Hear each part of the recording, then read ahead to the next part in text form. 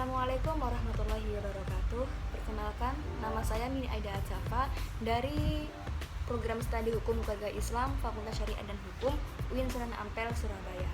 Jadi di sini saya akan mempresentasikan tugas saya dari mata kuliah Hukum Keluarga di negara Muslim.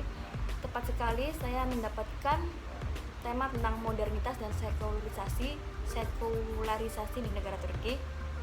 Nah, sebelum kita lanjut ke poin kita pasti tidak asing dengan negara Turki, yang mana negara Turki adalah mayoritas orang Islam, dan hukum yang dianut oleh negara Turki pun adalah hukum Muslim, yang memang mayoritas isi dari hukum itu adalah tentang syariat Islam. Nah, di negara Turki ini mengalami sekularisasi, yang mana waktu itu dipimpin presiden oleh yang bernama Turki Mustafa Kemal Atatürk. Nah, kita pahami terlebih dahulu apa itu sekularisasi. Nah, kita lanjut kepada pemahaman sekularisasi. Nah, yang dimaksud dengan sekularisasi di negara Turki yaitu hubungan antara agama dan negara di Turki.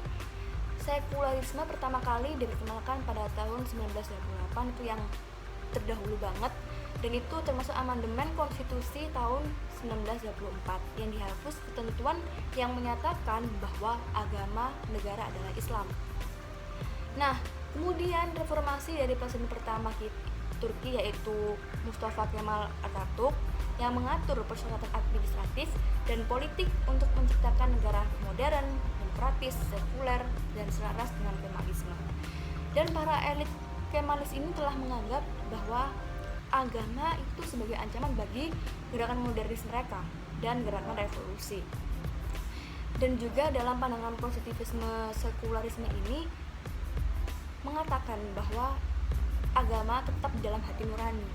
Agama tidak boleh dicampur adukan dengan kehidupan materialisme. Jadi kita merujuk kembali pada materialisme itu adalah paham ajaran yang mana mereka tidak meyakini tentang roh, setan, malaikat, dan Tuhan, dan tidak meyakini hal-hal yang berbau gaib. Nah, kita lanjut. Jadi sudah lama Turki sudah lama melalui proses yang sangat panjang untuk mengadopsi hukum barat.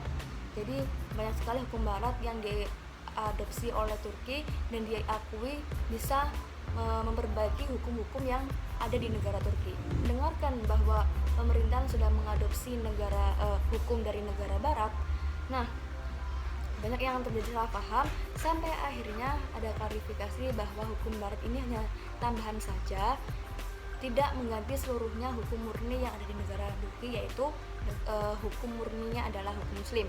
Terus untuk kaum muda Turki dan para intelektual Utsmani lainnya mengajukan pertanyaan tentang posisi kesultanan menyangkut barat, yaitu terutama diartikan Kristen Eropa. Kaum tersebut melambangkan barat sebagai pengaruh intelektual dan ilmiah dan memberikan cetak biru bagi masyarakat ideal masa depan. Reformasi ini juga menyatakan pernyataan yang telah diputuskan bahwa Turki akan melihat ke barat. Jadi memang kita merujuk lagi kepada hukum-hukum yang dianut oleh negara Turki, yaitu hukum barat. Itu memang mereka mempunyai pandangan bahwa hukum barat ini melambangkan sebagai pengaruh intelektual dan ilmiah untuk negara Turki. Dan sejarah sekularisasi ini memang sangatlah panjang dan sangat lama, beberapa ratus tahun yang lalu. Jadi sejarah ini sampai hingga ke Tanzimat pada tahun 1839. Nah, sampai di bidang hukum keluarga ini, semua reformasi sebelumnya sudah ada reformasi untuk di bidang hukum keluarga ini, tapi memang tidak memengaruhi sama sekali di hukum tradisional Muslim. Hukum Muslim murni yang ada di negara Turki itu hukum tradisionalnya itu maksudnya. Nah, hukum keluarga yang dimaksud di negara Turki memang ini tidak jauh beda dengan hukum keluarga di Indonesia. Ya, memang mencangkut ruang lingkupnya tentang hukum pernikahan, tentang hukum waris, faraid, tentang hak asuh anak, dan lain-lainnya. Hingga akhirnya pada tanggal 25 Oktober tahun 1917 ini hukum keluarga Ottoman mulai diberlakukan.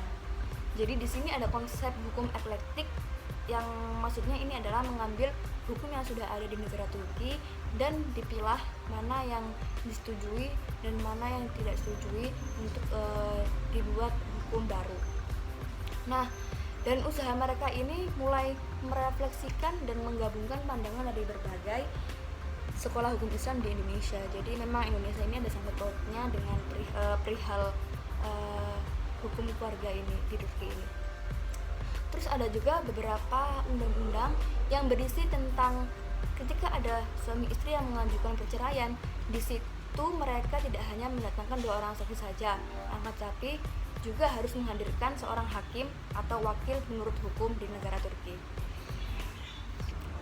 Nah, selain itu setiap pernikahan dan perceraian sekarang sudah diatur dalam hukum undang-undang di negara Turki dan secara prosedur negara. Jadi dulu waktu negara Turki sebelum menjadi negara republik, nah mereka masih melakukan perceraian dan pernikahan seadanya, tanpa ada pendaftaran, tanpa ada perceraian di pengadilan. Nah, sekarang setiap pernikahan dan perceraian diatur dan harus tertulis secara hukum melalui prosedur hukum negara. Ada juga undang-undang menjelaskan tentang memberikan kesempatan bagi istri pada saat akad untuk menulis taklid talak untuk mengajukan perceraian apabila suami melakukan pernikahan lagi atau poligami. Jadi ketika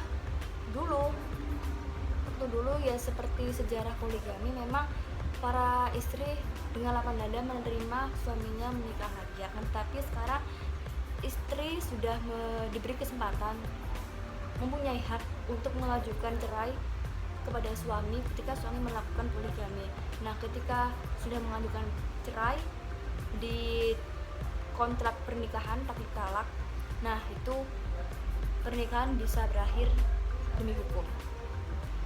Itu semua tidak terjadi sampai tahun 1926. Dan para kemanis melakukan upaya pertama mereka untuk mengubah sistem hukum dengan menunjuk Kamen khusus dari Kementerian Kehakiman untuk mempersiapkan kerangka kerja bagi sekode sekuler baru pada tahun 1934. Namun hasil dari laporan itu menunjukkan keberatan pengaruh hukum muslim tradisional dalam perubahan yang diusulkan. Jadi para kemanis ini membuat hukum sekuler yang baru untuk negara Turki, akan tetapi ada beberapa orang yang tidak menyetujui usulan itu karena tetap ingin memperjuangkan dan tetap mempertahankan hukum muslim yang tradisional, yang hukum murni yang ada di negara Turki. Nah, sampai akhirnya proyek itu turun dan pemerintah pun memutuskan untuk mengadopsi hukum KUH Perdata Swiss, KUHP Italia, dan Kode Komersial Jerman. Dan waktu itu Menteri Kehakiman yang waktu itu yang bernama Menteri Mahmud Esad Bozkurt mengatakan bahwa kenapa harus membuat kode baru, mencari kode-kode dan kode-kode baru dan berusaha membuang waktu kalian, padahal ada hukum dan kode yang baru, kode yang baik dan bagus untuk dipertahankan. Padahal kita ingin mengambil kode yang siap pakai yang bagus untuk komentar yang baik dan menerjemahkannya secara keseluruhan. Jadi menteri ini lebih menyetujui menggunakan set kode yang sudah ada tanpa membuat kode yang baru, dan itu membuang-buang waktu. Nah, itu sedikit penjelasan dari saya. Apabila ada ketidakjelasan saya dalam menerangkan tema ini, modernitas dan sekularisasi di negara Turki, dan terima kasih atas pengertiannya dan perhatiannya dari saya. Wassalamualaikum warahmatullahi wabarakatuh.